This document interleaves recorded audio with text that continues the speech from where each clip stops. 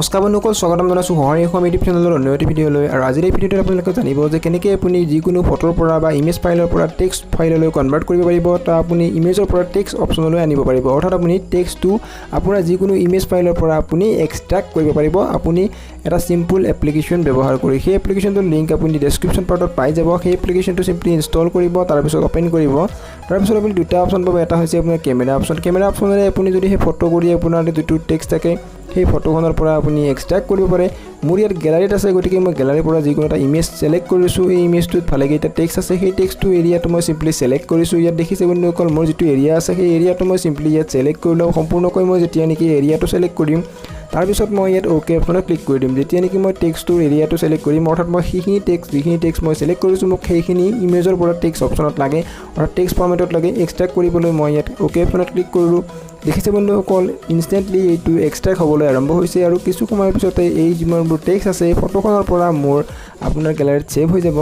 আপোনাক এটা ফাইল পাব, সেই ফাইলটোত আপুনি সকলো ধৰণৰ টেক্সট ইয়াত পাই যাব। এই ফাইলটোত আপুনি ক্লিক কৰি দিব। দিয়াৰ লগে লগে যিমানবোৰ টেক্সট নেকি আপুনি এক্সট্ৰাক্ট কৰিছে আপুনি সেইবোৰ ইজিলি এক্সেছ কৰিব পাৰিব। ইয়াত দেখিছে সকলোবোৰ যিমানবোৰ টেক্সট আছে সেইবোৰ আপুনি ইয়াত আহি গৈছে।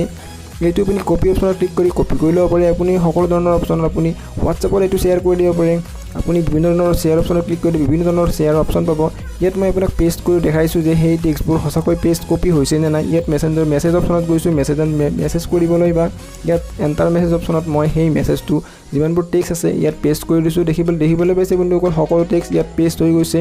সেই বন্ধুসকল, এনেদৰে আপুনি যিমানবোৰ আপোনাৰ ফটো থাকে সেই ফটোৰ পৰা আপোনাৰ ইমেজ ফাইলৰ পৰা টেক্সটটো এক্সট্ৰাক্ট কৰি ল'ব পাৰে ইজিলি। মই ইয়াত যেনেকৈ এক্সট্ৰাক্ট কৰিছোঁ বন্ধুসকল, দেখিবলৈ পাইছে। ইয়াত আপুনি শ্বেয়াৰ অপশ্যন আছে, শ্বেয়াৰ অপশ্যনত ক্লিক কৰি আপুনি বিভিন্ন ধৰণৰ ছ'চিয়েল মিডিয়াত হওক বা য'তে নেকি আপুনি শ্বেয়াৰ কৰিব বিচাৰে, যদি কোনো ফ্ৰেণ্ডক হোৱাটছআপত শ্বেয়াৰ কৰিব বিচাৰে বা যদি কোনো আপুনি বেলেগ ঠাইত শ্বেয়াৰ কৰিব বিচাৰে বা গুগল ড্ৰাইভত ছেভ কৰিব বিচাৰে, আপুনি য'তে নেকি ইমেইলত শ্বেয়াৰ কৰিব বিচাৰে, য'তে নেকি শ্বেয়াৰ কৰিব বিচাৰে, আপুনি শ্বেয়াৰ অপশ্যনত ক্লিক কৰি সেই যিটো অপশ্যন থাকিব তাত আপুনি শ্বেয়াৰ কৰিব পাৰে সকলো ধৰণৰ মিডিয়াত।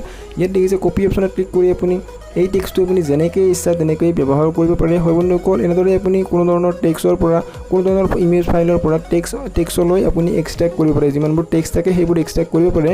হয় বন্ধুসকল, আজিৰ এই ভিডিঅ'টোত এইখিনিয়ে। লগ পাম অন্য এটা ভিডিঅ'ত।